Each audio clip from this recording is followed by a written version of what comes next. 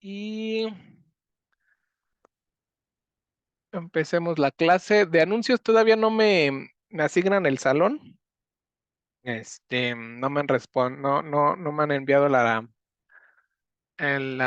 respuesta a mi solicitud, pero espero que entre hoy y mañana ya tengamos el salón asignado para decirles, ¿cómo se llama?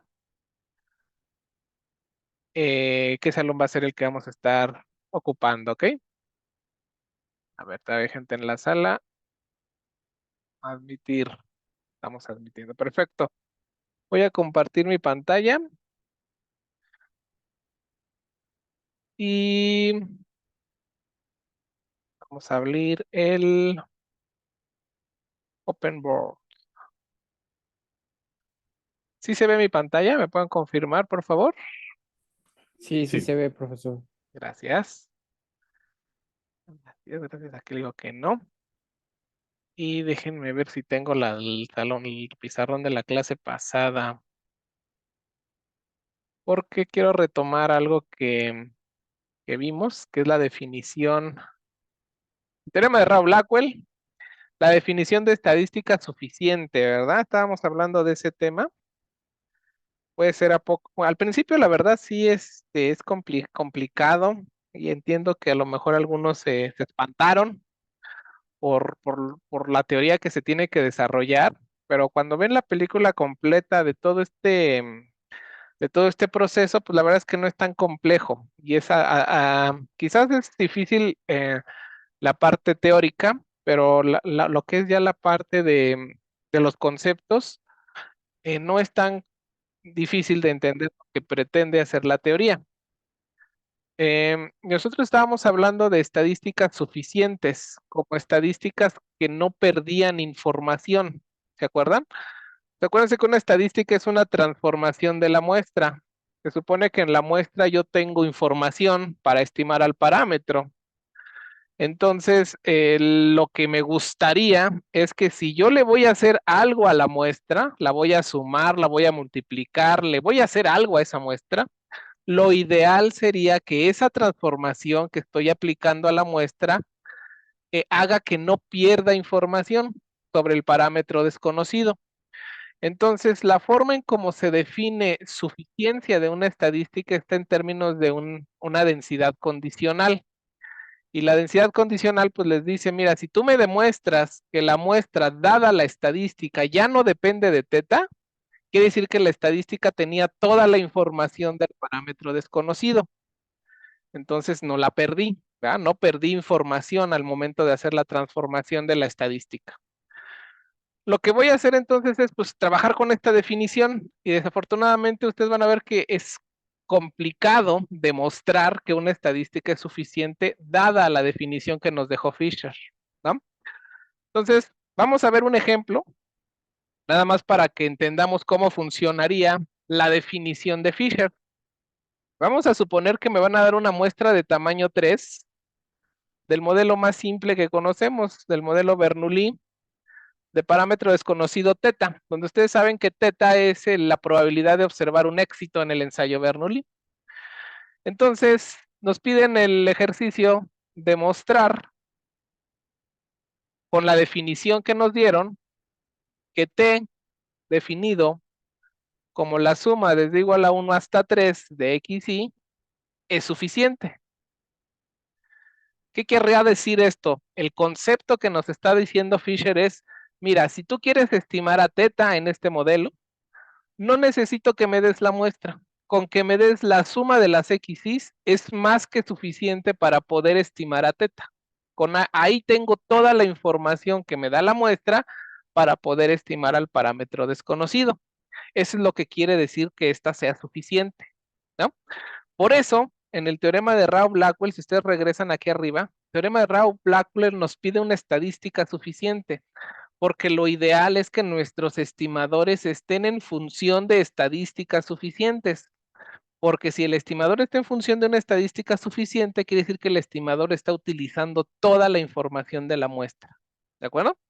Entonces, por ahí va la cosa, por ahí va el teorema de Rao-Blackwell, por eso él pide una estadística suficiente para que tengamos toda la información del parámetro en la transformación de de la muestra, que es el estimador ahora, ¿verdad? Entonces, ¿cómo demostraríamos? Pues entonces me tengo que aventar a demostrarte que si yo calculo la densidad condicional de la densidad conjunta X1 hasta X3, dado la suma de las XY, tengo que demostrarte que esto ya no depende de teta. Eso es lo que tendría que demostrarte si yo quiero verificar que en efecto la suma de las XY es una estadística suficiente. ¿De acuerdo? Entonces aquí lo que nos conviene y la ventaja de ser un modelo Bernoulli es que yo puedo, de cierta forma, tabular todos los posibles resultados del muestreo que voy a recibir, porque es una muestra de tamaño 3, ¿verdad? Entonces yo puedo haber observado 3 ceros, puedo haber observado a lo mejor esta, o sea, son todas las posibles muestras que me puedes dar de tamaño 3, ¿no? Lo que voy a hacer es demostrar esto, que la densidad condicional no depende de teta. Entonces, para hacer esa demostración, pues lo que voy a hacer es, pues, es que se tiene que hacer por casos. Entonces, lo que voy a mostrarles es precisamente pues, todos esos casos en donde en efecto la densidad condicional no va a depender del parámetro desconocido teta, ¿no? Entonces, ahí están todas las posibles muestras que puedo recibir de este muestreo. ¿Cuántas son? 1, 2, 3, 4, 5, 6, 7, 8. Sí, ¿verdad? Es 2 a la 3, es 8. Son todas las posibles muestras que puedo recibir de una muestra aleatoria de tamaño 3. Entonces, aquí tengo que demostrar, según la definición, para demostrar que la suma de las XY es una estadística suficiente, yo tendría que calcular la densidad condicional de la muestra dada la suma de las XY es igual a cierto número T, ¿de acuerdo? Que como esta es una densidad discreta, ¿verdad? Porque la Bernoulli es una densidad discreta, la densidad no es la probabilidad de masa. X igual a X1, X2 igual a X2 y X3 igual a X3, ¿verdad? Es lo que nos enseñaron en nuestros cursos ay Dios mío, nuestros cursos de probabilidad, ¿verdad? Es lo que nos dijeron en nuestro curso de probabilidad, que así funcionaba la cosa. Entonces lo que estoy haciendo es el cálculo de esa densidad condicional para demostrar que en efecto la densidad condicional ya no depende del parámetro desconocido, dada la suma hasta 3 de XY igual a T, ¿no? Entonces, esta es la densidad condicional que aparte a mí me dijeron, ¿verdad? ¿Cómo se calcula la densidad condicional A dado B? Nos dijeron que se calculaba como la intersección entre la probabilidad al que le estoy condicionando. Entonces, todavía esto lo puedo llevar un poquito más allá y puedo poner X igual a 1, X2 igual a X2, X3 igual a X3 y la suma desde igual a 1 hasta 3 de XY es igual a T, ¿no? Donde T ahorita tengo que definir porque ese es por casos, es igual, dado que la suma de las XY vale T, pero pues hay que ver qué valores puede tomar T, ahorita vemos, ¿no? Entre la probabilidad de que la suma desde igual a 1 hasta 3 de la XY valga T. Ahí lo único que estoy aplicando es la definición de densidad condicional o de probabilidad condicional que nos enseñaron. Ahora, esto es dado que la suma de las X vale T. La pregunta es, ¿qué posibles valores puede tomar T? Puede tomar T. Esa es la pregunta. ¿Quién me la responde por ahí? ¿Alguien que quiera responder? Si ustedes reciben una muestra del Bernoulli, la suma de las X, ¿qué valores puede tomar? ¿De qué valores puede tomar? ¿Alguien que escriba o que diga? No sean tímidos. ¿Alguien por ahí? Cogemos a alguien. Puede tomar 0,1, ¿ok? D puede tomar 0,1, sí. D es la suma de las XY, ¿eh? Las XY pueden tomar 0,1, pero la suma de las XY, ¿qué valores puede tomar? T, en este caso la variable T, que es suma de las XY. Y la vieron, ¿no? T es la suma de las XY. ¿Qué valores podrá tomar la suma de las XY si las XY son Bernoulli? Estamos tomando desde 1 hasta 3. La suma desde x1 más x2 a x3. Carla nos acaba de responder correcto, nos dice, puede tomar el valor de 0, puede tomar el valor de 1, puede tomar el valor de 2, y el peor de los casos es que puede tomar el valor de 3. En efecto, son los posibles valores que puedo enchufar en esta condicional. Tú quieres calcular la densidad condicional dada la estadística suficiente, dada la estadística. Todavía no sé si sea suficiente o no, voy a demostrar que es suficiente. Entonces, lo que tengo que calcular es esta densidad dada la estadística. Entonces, la pregunta primero que tengo que hacerme es, bueno, ¿qué valores puede tomar esa estadística? Ya me dijeron, puede tomar 0, 1, 2 o 3. Entonces, tengo que demostrar esto por casos. Vamos a hacer ahorita 2 casos y ya les dejo de tarea moral que ustedes terminen los casos 2 y 3, porque es muy simple. Caso t igual a 0. Entonces, imagínense que estoy en ese caso. Entonces, si a mí me pides calcular la densidad condicional de la muestra x2, x3, dado que la suma de las x's vale 0, ¿cómo la calcularían? Pues primero yo tengo que ver que condicional a que la suma de las x's vale 0, ¿cuáles son los valores? Ahora como que le estoy preguntando al revés. ¿Cuántos valores, cuáles son los posibles valores que puede tomar la muestra para que la suma de las x's valga 0? De hecho, a propósito, aquí voy a poner en esta tablita el valor que tomaría t en cada uno de estos casos, ¿no? Cuando la muestra vale 0, te vale 0. Cuando la muestra vale 0, 0, 1, te vale 1. Cuando vale 1, 0, 1, 0, te vale 1. ¿Sí vieron acá? Porque t es la suma de las x's. Entonces aquí si quieren ponga suma de las x's. Aquí valdría 2, valdría 2, valdría 2 y aquí valdría 3, ¿no? Entonces, aquí lo que les estoy yo dando a entender es, pues dado que la suma de las x's vale 0, el único caso que puede ocurrir para que eso pase es que ocurra este evento, que las 3 variables aleatorias valen 0. Para que la suma de las x's valga 0, tiene que haber ocurrido este evento, porque si ocurrió este evento de aquí abajo, la suma de las x's no valdría 0, en cuyo caso la densidad condicional valdría 0, ¿no? Ocurre con probabilidad 0 que tú observes alguna de estos eventos de aquí abajo y que te valga 0, eso es imposible de que ocurra. Entonces, el único caso que sobrevive en este ejemplo, en este caso t igual a 0, es cuando todas las x's valen 0. Entonces, esto sería el único caso donde tiene sentido calcular esta probabilidad, es cuando x1 vale 0, x2 vale 0, x3 vale 0. Estoy copiando lo que está aquí arriba, ¿eh? Estoy copiando lo que está aquí arriba, ¿no? ¿Me vieron? Aquí está aquí arriba, lo que puse acá. Y la suma de las x's vale 0, ¿no? A 3, dividido entre la probabilidad de que la suma de las x's a 3 valga 0. ¿Qué es lo que estoy haciendo? Estoy en el caso t igual a 0, acuérdense, t vale 0, por eso nada más estoy tomando este caso. Es decir, el único caso en donde tiene sentido que yo calcule esta densidad condicional es cuando en las 3 variables aleatorias observé un 0. ¿Y cuál es la probabilidad de que ocurra eso? Bueno, si aquí observaste un 0 y esto pasó, pues realmente esto es equivalente al evento de que x1 valga 0, x2 valga 0, x3 valga 0. Ya no tiene caso que ponga que la suma de las x's vale 0, porque si esto vale 0, yo sé que la suma de las x's vale 0, la intersección es la misma.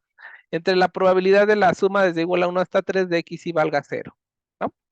Hasta ahí voy bien. Ahora, ¿cuál es la probabilidad de que x1 valga 0? Acuérdense que aquí hay independencia. Entonces aquí todavía ustedes pueden hacer un poquito más, ¿no? Si ven lo que estoy haciendo, hay independencia. ¿Por qué? Porque la muestra es aleatoria y me estás diciendo que si es aleatoria son independientes e idénticamente distribuidas. Entonces, la suma, perdón, sería el producto de las densidades marginales. ¿Cuál es la probabilidad de observar un 0 en el modelo Bernoulli que yo estoy trabajando? Pues si me estás diciendo que el modelo es un Bernoulli con parámetro teta, la probabilidad de observar un fracaso es 1 menos teta. Y la probabilidad de que el segundo también sea un fracaso, pues sería 1 menos teta. Y la probabilidad de que el tercero también sea un fracaso, pues es 1 menos teta. Dividido entre la probabilidad de que la suma de las x's valga 0. Aquí yo les pregunto, ¿cómo se distribuye la suma desde x1 hasta x3? ¿Cómo se distribuye la suma de Bernoullis independientes? Alguien que me diga, alguien que me escriba aquí en el chat, ¿cómo se distribuye la suma de las XYs cuando tengo Bernoulli? Eso es lo bonito de este ejercicio, que sí sé cómo se distribuye. ¿Alguien se acuerda? Si no se acuerda, no voy a entrar en pánico, porque ese es de lo de básico de probabilidad 1, ¿no? Suma aleatorias de Bernoulli independientes. ¿Cómo se distribuyen? Que diga, porfa. Alguien que diga, alguien que hable. Alguien, binomial, dice Kevin. Perfecto, binomial. ¿Con qué parámetros, porfa? Alguien que le ayude a Kevin o Kevin. Vamos bien, se distribuye binomial. ¿Con qué parámetros? ¿Alguien, por favor? O que escojo a alguien. Cogemos a alguien y no contesta, híjole. A ver. ¿Alguien?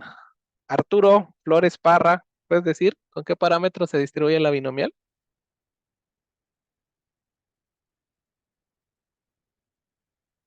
Anda por ahí, Arturo. Le ponemos falta.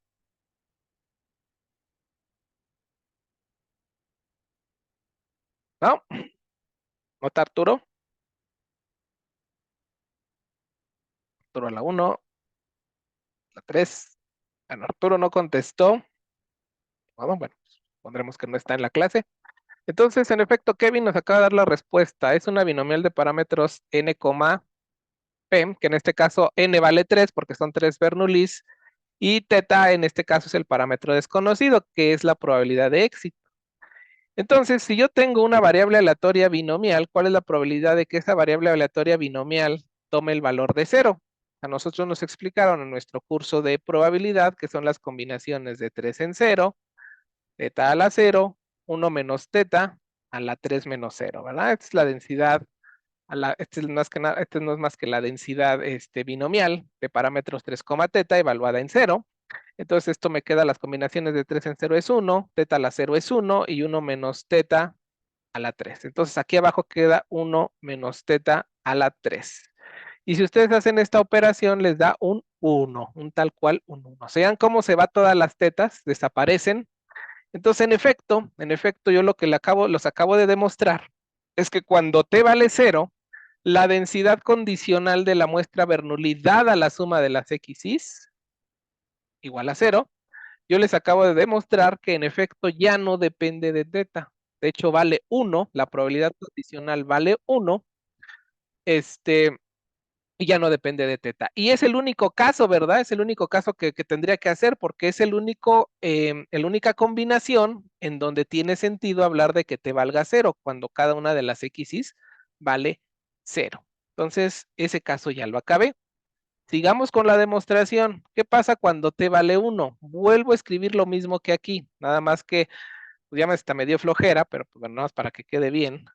Hay que calcular la densidad condicional, vean, dado la suma de las x's, aquí es hasta 3, valga 1, ¿verdad?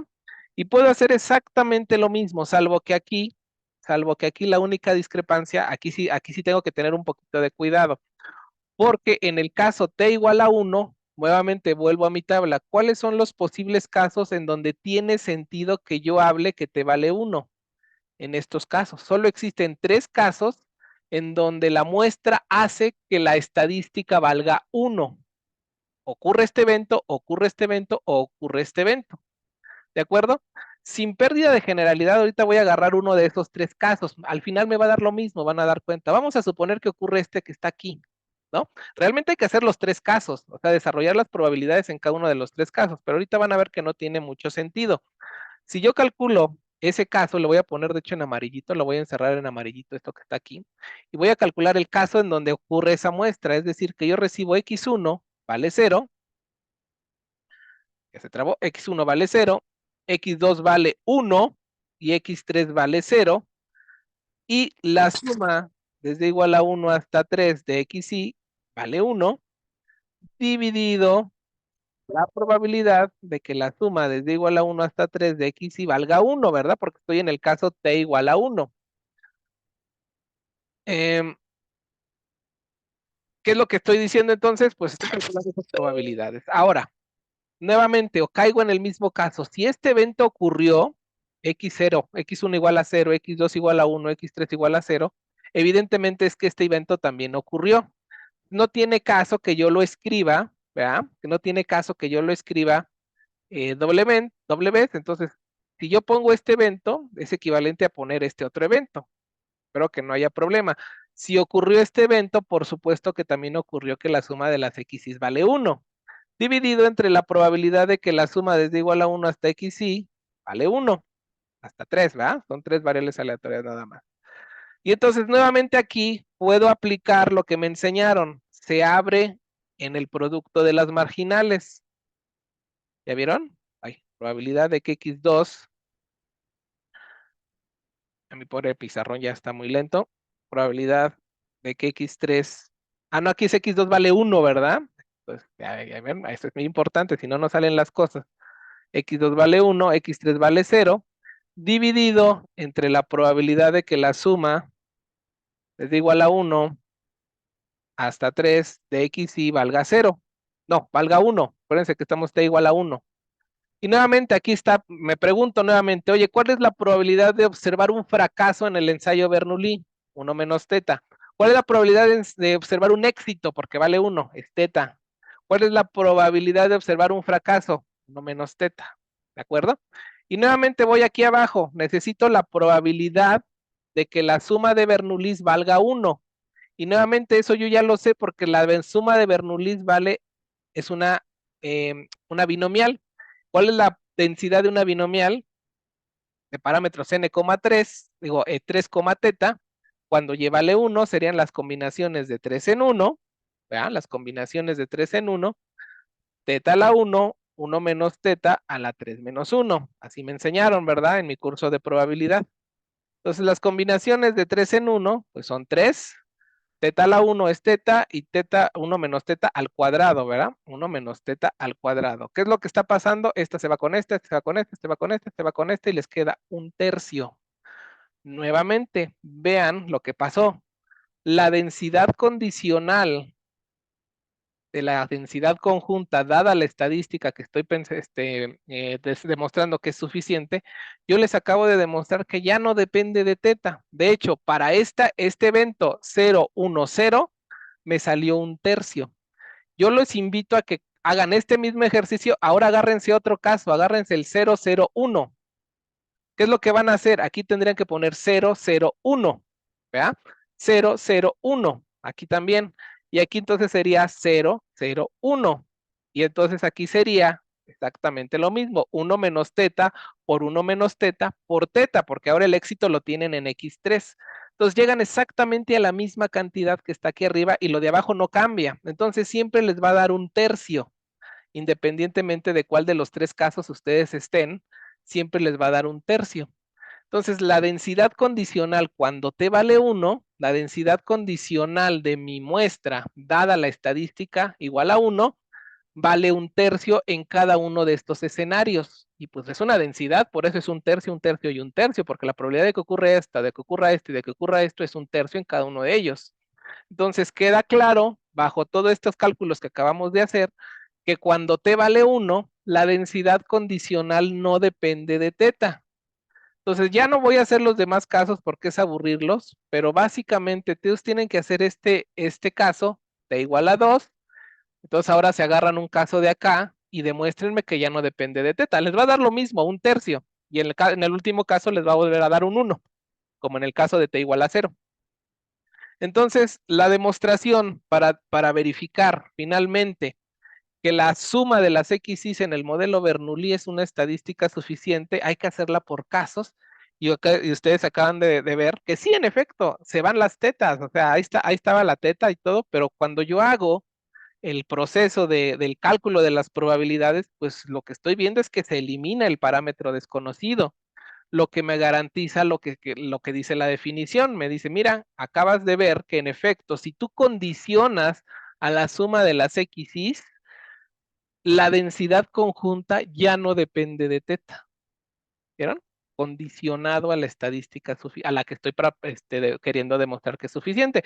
Una vez que yo acabo todos estos casos, yo puedo regresar a la definición que nos da Fisher y decir, Acabo de demostrar que la suma de las XYs en el modelo Bernoulli es una estadística suficiente. Ok, está feo el concepto, está un poco enrodado demostrar suficiencia. Quizás aquí lo importante es que ustedes entiendan qué es lo que quiso decirnos Fisher con esto. Nos está diciendo, tú tienes información en la muestra para estimar a teta. En esta muestra que tú me estás dando información para el parámetro. Lo que te está diciendo todo esto es, con que me des la suma de las XYs, es suficiente para que yo pueda estimarte a teta. Es más, te estoy diciendo, no me digas cuánto vale X1, no me digas cuánto vale X2, no me digas cuánto vale X3, tú solo dime cuánto vale la suma de las XYs y ahí tengo toda la información para estimar a teta. ¿De acuerdo? Entonces están bonitas las estadísticas suficientes, pues porque resulta que esas estadísticas tienen toda la información para estimar al parámetro. Más vale que si yo construyo estimadores, los haga a través de las estadísticas suficientes. Porque si la estadística no es suficiente, pues quiere decir que estás perdiendo información. Y si estás perdiendo información, olvídate de que tu estimador va a ser el mejor estimador insesgado o lo que sea. Va a ser muy complicado de que ocurra eso. Es más, no se podría porque estás perdiendo información. Entonces, demostrar suficiencia es complicado. Eso sí los compro, porque hay que estar demostrando densidades condicionales y demuéstrame que el parámetro ya no está en la densidad condicional. Entonces, ahorita estoy en el modelo Bernoulli, pongan el modelo normal y demuéstrame que la suma de las XYs en el modelo normal es suficiente para mu. Pues ya me los imagino ustedes calculando la densidad condicional de la normal multivariada dada la suma de las XYs. Que sí, se tiene que demostrar en su momento, bueno, debe de haber una prueba en donde me demuestres que en el modelo normal también la suma de las XYs es una estadística suficiente para estimar a la media del modelo.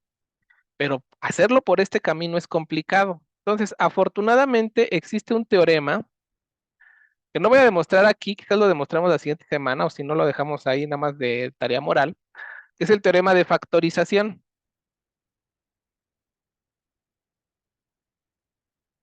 El teorema de factorización nos va a ayudar a poder encontrar estadísticas suficientes muy rápido. ¿Ok? El teorema dice lo siguiente, ¿no? Nuevamente, sea Tx hasta xn, muestra aleatoria de un modelo. Es un teorema, no es definición, ¿eh? De hecho, aquí puede ser un vector de parámetros, ¿eh? Ahorita lo trabajamos más con vector de parámetros porque, de hecho, esto es importante cuando nosotros saltemos al modelo normal, o al modelo beta o al modelo gamma. Pues vamos a suponer que nos dan una muestra del modelo tal, ¿no? Eh, y la pregunta es, y t de x, ya saben, igual a t, quita, una estadística. Bueno, una estadística. De hecho, no necesariamente hay que evaluar la t, ¿no? Eh, lo que dice el teorema es esto, t de x es suficiente. A veces es bueno poner suficiente para qué, para teta gorrito, para teta estimador, teta parámetro puede ser un vector. Y aquí viene lo bonito del teorema, porque es un sí, solo sí. Cuando es un sí, solo sí, quiere decir que es una definición equivalente a la que nos dejó Fisher. Nada más que, si tú tienes la otra definición, tienes que demostrar este teorema. Y si esto lo tomas como definición, tendrías que demostrar el teorema de Fisher, la definición de Fisher. Entonces, ahorita mi definición es la de arriba, este es un teorema, ¿no? Sí, solamente si la densidad conjunta,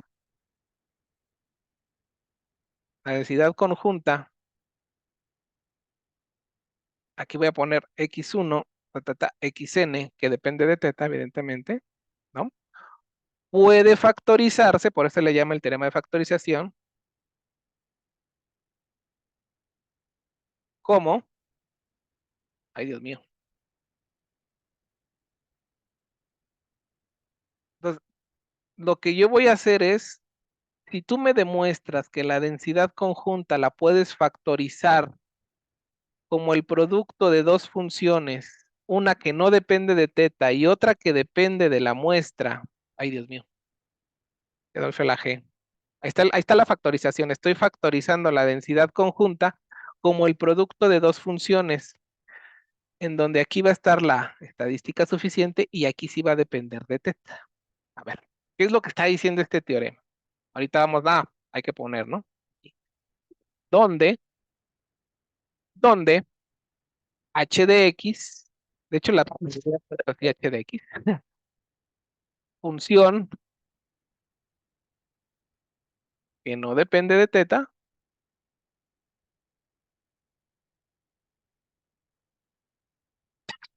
y g, voy a ponerle un puntito, ay, aquí va, punto y coma, ese es punto y coma, función que sí depende de teta,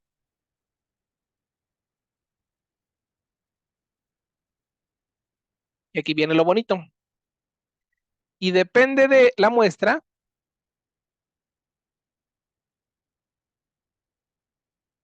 solo a través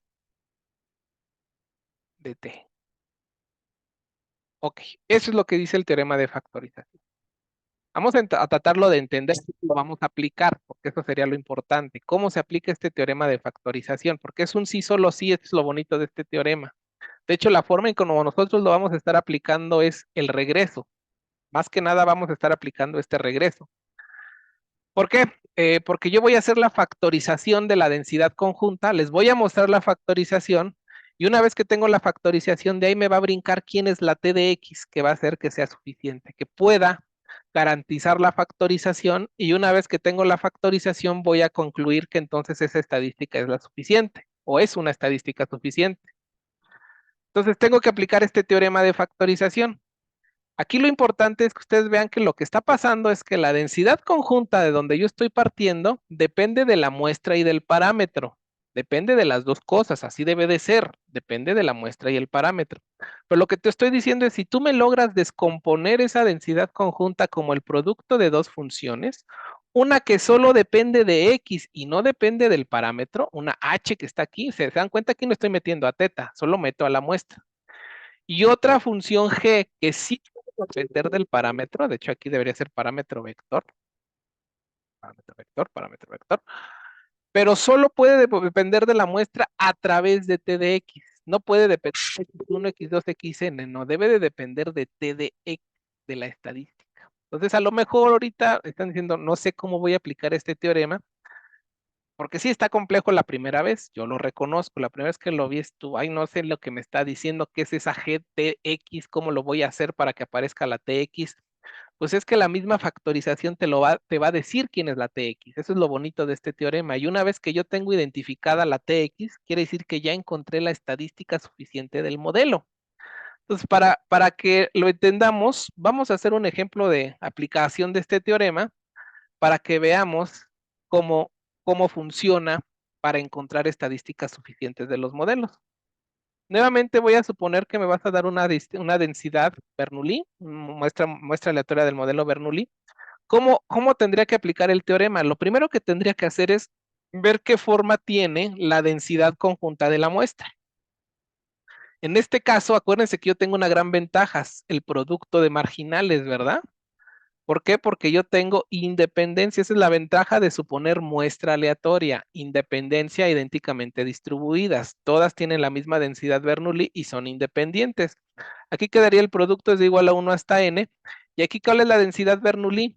Es teta a la xi, 1 menos teta a la 1 menos xi. Y acuérdense que en estadística muchas veces manejamos esta indicadora, ¿no? Indicando que esto solo funciona cuando xi vale entre 0 y 1. A veces esto yo lo omito porque se supone que si me estás dando una muestra del modelo Bernoulli, es obvio que esta indicadora vale 1. Como ahorita se la voy a dejar nada más para ser precisos de cuál es el dominio de mi densidad. Si ustedes hacen este producto, ¿qué les queda? Les queda teta, suma de las x's, ¿verdad? Haciendo cosas aquí. Suma de las x's, 1 menos teta, n menos la suma de las x's. Y aquí si quieren dejen el producto ahí indicado, el producto de las indicadoras, de las x's en 0 y 1. ¿Ya vieron? Entonces, ahí está la densidad conjunta, del modelo Bernoulli. ¿Qué es lo que dice el teorema de factorización? Trata de separar este producto en dos funciones. Una que solo dependa de las x y no de teta. Y en el momento que yo veo esto y chin, aquí está la teta y está la suma de las x. Aquí esto no puede ser función de la de las x y nada más porque está teta metido aquí. Y también aquí está teta metido, si ustedes se dan cuenta, ¿no? Aquí todavía, bueno, el teta está metido, aquí está la suma de las x y entonces tampoco podría, o sea, esto depende tanto de teta como de la suma de las x. La única que no depende de teta es esta que está aquí. Entonces, esta va a ser mi candidata a ser x1 hasta xn. Y entonces dirás, ah, perfecto, entonces eso quiere decir que esta tiene que ser la g, que sí puede depender de teta, sí puede depender de teta, ahí está la dependencia de teta, y aquí está lo bonito del teorema. Te dice, la g sí puede depender de teta y depende de la muestra solo a través de la estadística suficiente. Vean que lo que quedó aquí fue la suma de las x. Es una función que depende única y exclusivamente de la suma de las x. ¿Ya lo vieron? O sea, yo necesito nada más saber la suma de las x para evaluarte esta cantidad. No necesito saber cuánto vale x1, x2, x3. Con que tú me des la suma de las x y teta, yo te puedo dar el valor de esto. ¿Ya lo vieron? Entonces, vean cómo estoy factorizando a la densidad conjunta en el producto de dos funciones. Una que solo depende de las x y no depende del parámetro, está aquí, y una función que sí depende del parámetro y depende de la muestra a través de la estadística suficiente. Entonces, aquí nada más decimos CAT de x igual a la suma de las x. Entonces, yo garantizo que la densidad conjunta la puedo expresar como G aplicada a T de X, que depende de teta. Ya les dije quién es G, eso es muy importante. ¿Quién es G? Es esta de acá. Por una H que solo depende de la muestra y no depende del parámetro desconocido. Si yo leo el teorema al revés, yo acabo de demostrarte que la densidad conjunta la puedo expresar como el producto de estas dos cosas. La implicación de regreso me diría entonces que T de X es una estadística suficiente para teta. Entonces, si yo aplico el teorema de regreso, yo puedo garantizar que T de X igual a la suma de las XY es suficiente. ¿Ya vieron? Entonces, esa es una forma muy rápida de encontrar estadísticas suficientes, aplicando este teorema de factorización. Y ya no tengo que calcular la densidad condicional, no tengo que estar viendo casos. Gracias a este teorema de factorización, es muy importante que cuando ustedes en el examen o en la tarea se les deja esto, de que demuéstrame que es suficiente, es importante que ustedes determinen quién es la G, es decir, digan G es esta función, H es esta función y T es esta función. En ese momento queda demostrado por este teorema de factorización cuál va a ser la estadística suficiente del modelo. Bueno, ¿cuál sería una estadística suficiente del modelo? Puede haber muchas, ¿eh? Puede haber muchas estadísticas suficientes.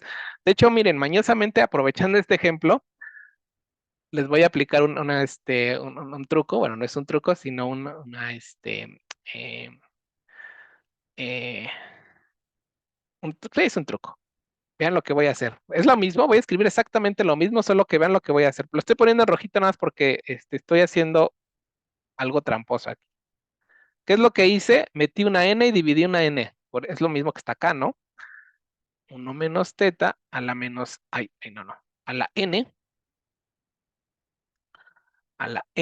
menos suma, les digo a la 1 hasta n, de n entre x y entre n. Vean cómo mañosamente metí un 1 en toda la ecuación. Todo lo demás lo estoy dejando igual. Todo lo demás lo estoy dejando igual. Indicadora de x entre 0 y 1. ¿Ya vieron? ¿Qué gané con esto? ¿Por qué metí el 1 ahí? Porque ahora les estoy diciendo que esto que está aquí, ¿quién es? Es x barra, ¿verdad? Esto que está aquí es x barra. Entonces, también ustedes me pudieron haber dicho, ¿sabe qué, profesor? Logré hacer la factorización, solo que en lugar de la suma de las x, esta función me quedó en función de X barra. Y esta sigue siendo la H. Entonces, si ustedes vuelven a aplicar el teorema de factorización, ustedes bien me podrían decir, ¿sabe qué, profesor? T de X igual a la suma de la XY entre N es suficiente. También es válido las dos demostraciones, tanto la suma de las XYs como la suma de las XYs entre N, las dos son estadísticas suficientes para teta según este teorema. Entonces también hay que reconocer que no nada más hay una estadística suficiente, puede haber muchas estadísticas suficientes. De hecho, esto que acabo de hacer mañosamente se puede hacer porque es una transformación biyectiva de la suma de las x y simplemente le estoy aplicando una división entre n, es una transformación 1 a 1. Entonces existe otro teorema que viene en sus notas, que es muy simple de demostrarlo, que es en el momento que tú tienes una estadística suficiente, cualquier transformación biyectiva, es decir, que sea invertible de esta estadística, también va a ser suficiente. Mientras sea una estadística, una transformación biyectiva, la nueva estadística también va a ser suficiente. Entonces, por ejemplo, yo tengo esta que ya sé que es suficiente gracias al teorema. ¿Qué otra transformación se les ocurre aplicarle a la t de x que sea biyectiva para decir que también es suficiente? Entonces yo puedo definir, por ejemplo, una T2 y se me ocurre lo siguiente, voy a aplicarle la exponencial a la T de X, es decir, a la suma de las XY. Bueno, la exponencial es una función invertible, ¿no? Puede invertir, es biyectiva. Entonces, T2, definida como E a la suma de las XY, ¿qué creen? También es suficiente. También va a ser suficiente. Cualquier transformación invertible que le hagas a una estadística suficiente, también va a ser suficiente. Nada más basta con aplicarle la inversa, así como le hice aquí, prácticamente por eso multipliqué por n, ¿no? Para regresarla a la original, pero eso es lo que garantiza ese teorema, ¿no? Cualquier transformación biyectiva de una estadística suficiente también va a ser suficiente, ¿de acuerdo? Entonces, pues hay muchas estadísticas suficientes realmente. Realmente hay muchas. En el momento que tú encuentras una estadística suficiente, cualquier transformación biyectiva de esa estadística también va a ser suficiente. Ya acabé. Existe, con esto acabo los últimos 15 minutos, eh, una familia de distribuciones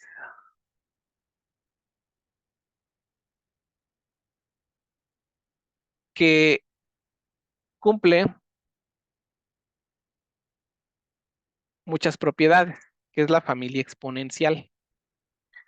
La familia exponencial tiene a varias distribuciones ahí metidas. ¿Cómo la vamos a definir? Decimos que un modelo f de x, teta, ahorita es univariada ahorita, n, teta, pertenece a la familia exponencial.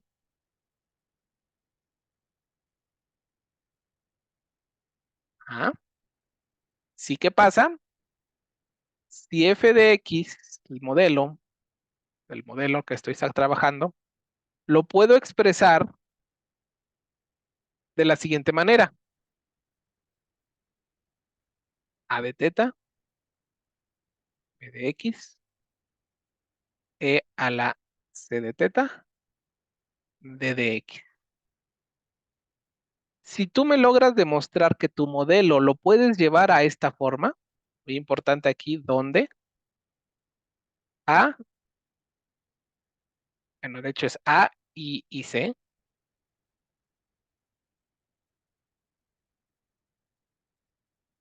son funciones que solo depende de teta, ¿no? Y son funciones de R a R, ¿eh? No, no se inventan ahorita cosas. Tanto la C como la A son funciones que van de R a R, ¿no? ¿Y qué va a pasar con B? La función B y la función D son funciones que solo dependen de qué? Que solo depende de X. Cuando un modelo, el Poisson, el Bernoulli, el normal, ahorita estoy con un solo parámetro, ¿eh? Imagínense que la sigma es conocida en el modelo normal, entonces tienen la mu desconocida, está un solo parámetro. Pero es lo que les estoy diciendo, si ustedes tienen un modelo y lo logran llevar a esta forma, a de teta, b de x, exponencial, c de teta, d de x, vamos a decir que el modelo pertenece a la familia exponencial. ¿Ok? Entonces, ahí vienen varios ejercicios en sus notas, pero un ejemplo, aunque usted no lo crea, como decía el de Ripley, el modelo Bernoulli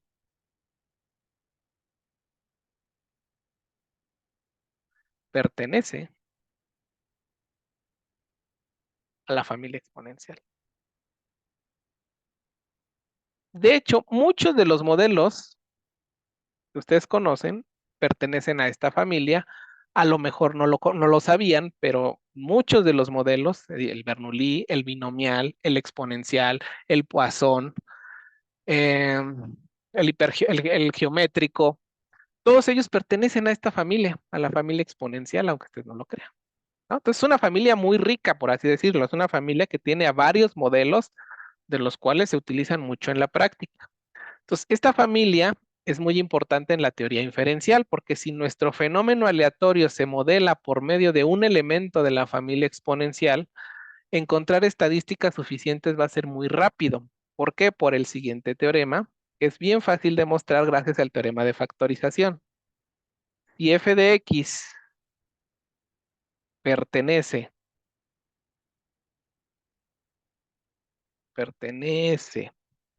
a la familia exponencial,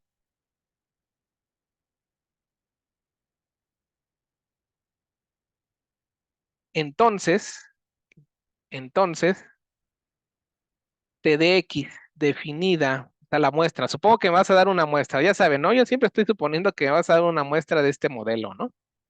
Si resulta que ese modelo pertenece a la familia ponexial, ya ni te preocupes por encontrar estadística suficiente.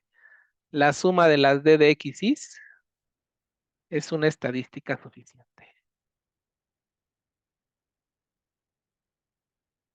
Muy bonito el teorema, ¿no? Es lo que nos está diciendo este teorema es, mira, si tu modelo pertenece a esta familia, a la familia exponencial, ¿qué es lo que tienes que hacer? Exhibir que el modelo lo puedes escribir como a de teta, b de x exponencial, c de teta, d de x. En ese momento, en ese momento, lo que te garantiza este teorema es que lo único que tienes que agarrar es sumar las d de x y esa va a ser la estadística, una estadística suficiente para teta. ¿Me vieron? Entonces, este teorema está genial, ¿no? Y si el modelo Bernoulli pertenece a la familia exponencial, ya me podrían encontrar inmediatamente una estadística suficiente del modelo Bernoulli. Si ustedes demuestran que el modelo Poisson pertenece a la familia exponencial, en ese momento ustedes me pueden decir cuál es una estadística suficiente del modelo Poisson. ¿Sí, sí se dan cuenta? ¿Cómo se demostraría este teorema? La verdad es que no está tan complicado gracias al teorema de factorización. El teorema de factorización es una maravilla porque dice, a ver, saca la densidad conjunta de este modelo que pertenece a la familia exponencial. Como pertenece a la familia exponencial, pues yo sé que lo puedo llevar a la forma, a esta forma, ¿no? Porque pertenece a la familia exponencial. Si yo hago el producto de esta cosa, me quedaría a de teta a la n, producto desde igual a 1 hasta n, de db de xy, exponencial, c de teta, suma, ¿verdad? ¿A poco no? Que suman los exponentes, d de xy. Esta es la densidad conjunta de un modelo que pertenece a la familia exponencial. Ahí está la densidad conjunta. Entonces, mañosamente, hay que hacer la factorización que nos piden, ¿no? Tengo que apuntar quién sería la h de x, quién depende única y exclusivamente de x. ¿Se dan cuenta? Esta es la única cosa que depende única y exclusivamente de x. Esto también depende de x, pero está metida la c de teta ahí. ¿Ya la vieron? Entonces no la puedo separar. Entonces, esta va a ser mi h de x, de hecho. ¿Quién va a ser mi g? Pues lo que resta. Tu g va a ser esta por esta. Esa va a ser tu G. Y depende, sí depende de teta, porque ahí está A de teta y ahí está C de teta, y depende de la muestra solo a través de la suma de x. Como yo logré expresar la densidad conjunta de este modelo como el producto de dos funciones, h que solo depende de x y g que depende de teta y depende de la muestra a través de la suma de las x, de la suma de las d de x, yo con eso garantizo que entonces esta estadística suma desde igual a 1 hasta n de d de x es suficiente por el teorema de factorización. ¿Ya lo vieron? Entonces, la tarea de esta semana, si ustedes ya la leyeron, es que me demuestren que el Bernoulli pertenece a la familia exponencial, que me demuestren que el Poisson pertenece a la familia exponencial, que la binomial negativa pertenece a la familia exponencial. Les estoy dando un chorro de modelos y les digo, demuéstrame que pertenece a la familia exponencial. En el momento que ustedes demuestran cuál es la familia que pertenece a la familia exponencial, en ese momento ustedes ya me van a poder decir cuál es una estadística suficiente para el parámetro desconocido de ese modelo. ¿Ya vieron? Pues poco a poco, vamos construyendo esto poco a poco. Estas estadísticas son muy buenas porque no pierden información. Son estadísticas que nos tienen que ayudar a encontrar los mejores estimadores, porque a partir de ellas tengo que poder construir, o la idea de todo esto es construir un estimador a partir de las estadísticas suficientes. Y si mi modelo pertenece a la familia exponencial, ya la hice, puedo encontrar una estadística suficiente muy rápida. ¿De acuerdo? La suma de las d de x va a ser la estadística suficiente, ¿no? De volada. Entonces voy a agarrar esa estadística suficiente y voy a ver si Rao Blackwell me puede construir un mejor estimador a partir de esa estadística suficiente. Porque acuérdense, toda esta teoría está alrededor del teorema de Rao Blackwell que nos dice que nos dice, yo te puedo construir un estimador mejor. Estaba aquí arriba, ¿se acuerdan? Este es Rao Blackwell. Si tú me das una estadística suficiente y un estimador hacia el teta, yo te puedo construir uno mejor, que sigue siendo insesgado y que va a reducir variabilidad. Entonces, más vale que tengamos una estadística suficiente, porque a partir de ella va a salir el estimador que mejora la varianza. ¿Ok? Entonces, por ahí va el caminito. Ahora, yo les dejé aquí un ¿cómo se llama? Un challenge, por así decirlo. Hay muchas estadísticas suficientes. Ese es el gran problema ahora. Si yo te dije, aquí te encontré una estadística suficiente, también te dije, cualquier transformación biyectiva de una estadística suficiente también va a ser suficiente. Ahora viene el problema, híjoles, parece que hay muchas estadísticas suficientes. ¿Cuál es la que tengo que enchufar en el teorema de Rao Blackwell? Pues la idea es enchufar como la mejor estadística suficiente. Entonces vamos a tener que definir, la siguiente semana vamos a definir cómo decidir cuál estadística suficiente es mejor. Las dos van a ser suficientes, pero ¿cuál es mejor? Pues aquella que resuma mejor la información. Las dos tienen la información. ¿Cuál es mejor? La que la resuma mejor. ¿Ok?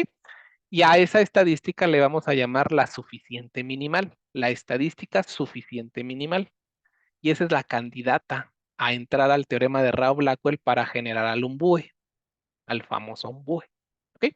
Entonces eso lo veríamos la siguiente semana.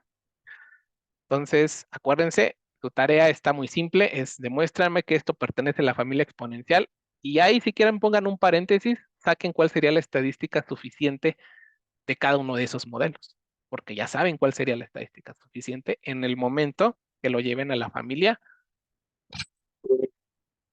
¿Ok? No sé, nos queda un minuto. ¿Alguna duda? ¿Cómo ven? ¿Cómo ven esta teoría? Todo está en sus notas, ¿eh? Léanlas, léanlas. Está muy bonita esta teoría. Em, o cómo se va construyendo este estimador, ¿no? Al mejor estimador a través de este tipo de estadísticas. Pero pues, necesito toda esta herramienta para poder encontrar aquella estadística que resuma y no pierda información del parámetro desconocido. ¿Ok? ¿Dudas? ¿Cómo ven? Los leo, los escucho y si no, nos podemos ver, este, Nos veríamos a ver el día del examen, a ver si voy. ¿Ok?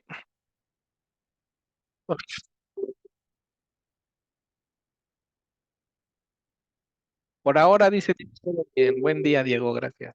Cuídate.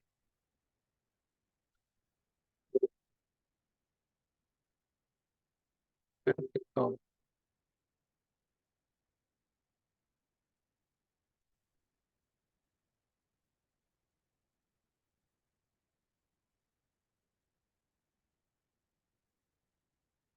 Bye.